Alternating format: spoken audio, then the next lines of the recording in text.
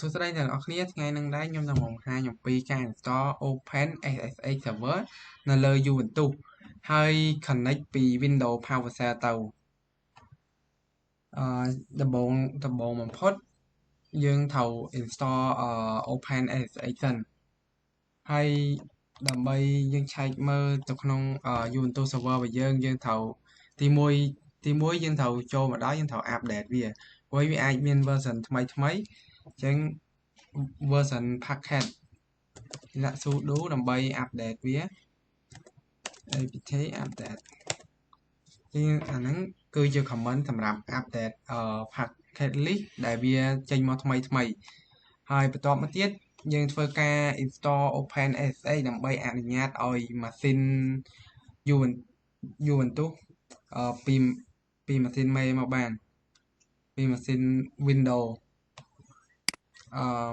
យើងធ្វើការ command sudo apt install .y open sh server អានេះគឺជា command install open sh server ហើយបន្តមកទៀតយើងត្រូវតែ enable ហើយនឹង start វាដោយ enable start យើងប្រើ command ដូចជា sudo system ctl enable .now ssh យើង enable ហើយ start វាហើយយើងសាកចូលទៅក្នុងយើងសាកចូលទៅឆែកstatus របស់វាតើវាដើរអត់ចឹងប្រើ sudo system ctl status ssh ចឹងនៅក្នុងនោះវាបានបង្ហាញយើងថាOpen SSH server របស់យើងហ្នឹងគឺវា enable ហើយវាក៏ active ដែរវាកំពុងតែ running បន្តមកទៀតយើងត្រូវតែ allow firewall របស់វាដើម្បីឲ្យវាស្គាល់ port អញ្ចឹងយើងប្រើ sudo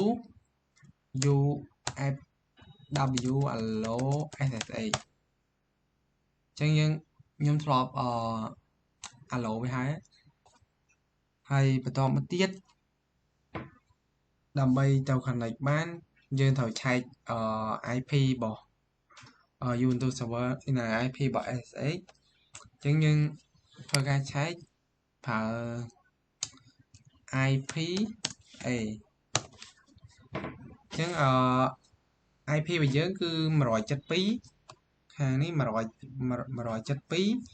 ហើយ20 កុដ10 កុដហើយចុច4ចឹងយើងបានប៉ុណ្ណឹងហើយយើងអាច connect ទៅ PowerShell connect ពី PowerShell ពី PowerShell របស់ Windows មកកាន់ Ubuntu បានណាដោយ SSH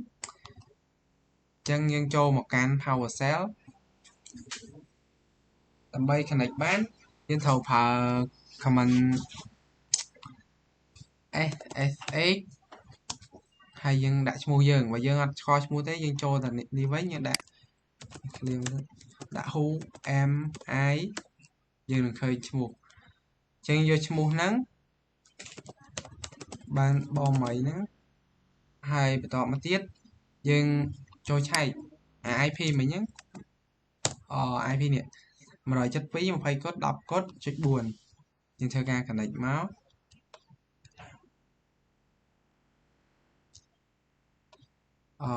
add 172 20 កុដហើយ10 កុដហើយចុច4ចឹង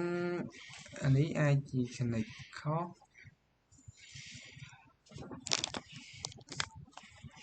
SSH បាន8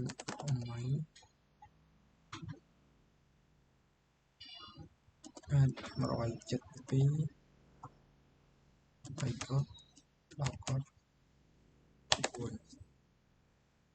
ចុច enable host អូខេតោះមកយើងវាយ password នៅក្នុង Ubuntu របស់យើងហើយខាង 1 2 3អញ្ចឹ ចឹងដល់ពេលចេញបែបនេះយើងនឹងឃើញដូចទៅនឹងយើងអាច connect ទៅកាន់ Ubuntu របស់យើងបានហើយចឹងយើងសាកដាក់ដូច Ubuntu របស់យើង ls អូខេមានប៉ុណ្ណឹងយើង test cd python logic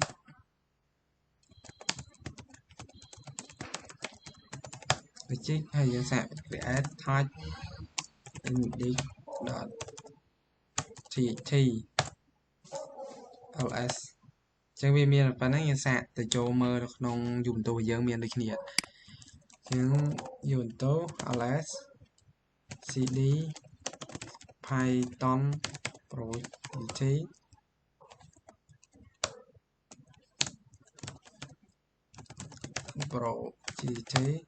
ហើយយើងដាក់ ls ចឹងមានដូចគ្នា ls ហើយចឹងវីដេអូមានប៉ុណ្ណឹង